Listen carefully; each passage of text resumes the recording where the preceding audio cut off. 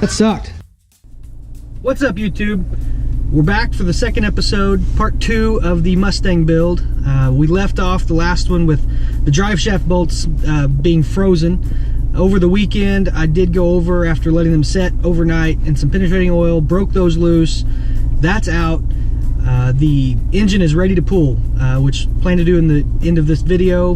Before that, however, we're sitting here at the dog park. We got the Phoenix. He's going to be playing with some other dogs. I got some video here. Hopefully some good video. We'll see in a second, but it'll be a good time. Here you go.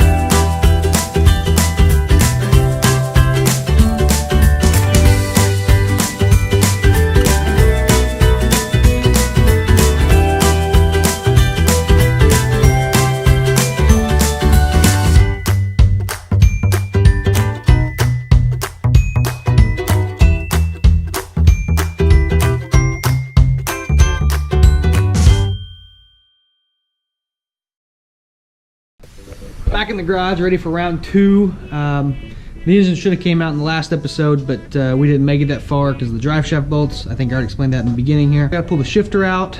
There's a bolt down here holding a few wire connections on. I got to yank that off. Shouldn't take 20 minutes tops. From there, we're ready to yank it out. So I'm gonna put you guys on a tripod and start working on it.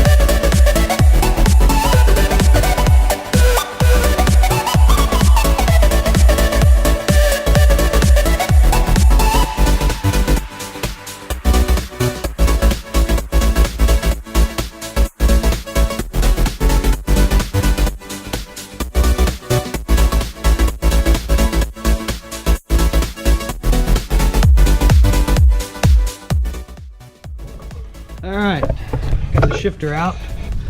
As you can see, it's nice and pretty down there, I guess. New shifter over there.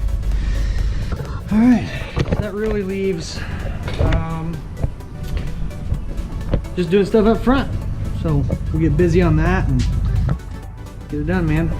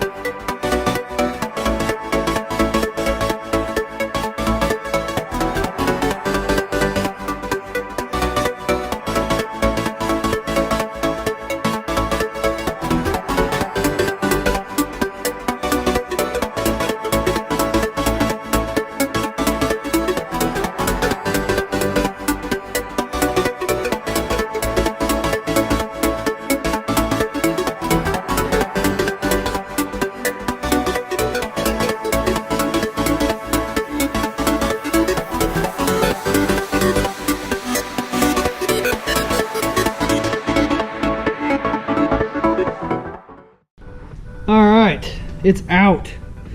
Turned out to be a little bit more work than anticipated.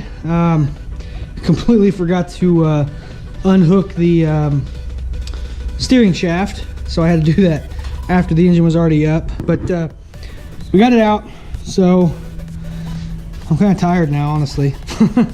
Got to strip this one down, pull the transmission off. Got to put a 10.5 inch flywheel on this motor. Clean up the headers. I haven't decided if I'm going to reuse the headers. I've been trying to decide, you know, if maybe I want to go forced induction, whether that's turbo or supercharger or what have you. But if I go turbo, I don't need those things. So I don't know what I'm going to do yet. Depends on how quickly I want to get it back on the road. If I want to get it back on the road pretty quickly, probably just going to clean them up, throw them back on this new engine, and run with them. Because you can't beat the sound of long tube headers. But anyway, once we get everything ready to swap over to that engine over there, I'm probably going to throw this one up on an engine stand, break it down, kind of see what failed. I don't know. Thought about maybe, you know, building this engine up to hold some real boost, but honestly, knowing me, I'll probably build this car, get it all painted and cleaned up and ready to go, and probably sell it and start a new project. Thought about doing a 5.3 LS swap into my Silverado, which currently has the V6 in it. So, oh, big thanks to the Pop. That's my grandpa. He helped out with this.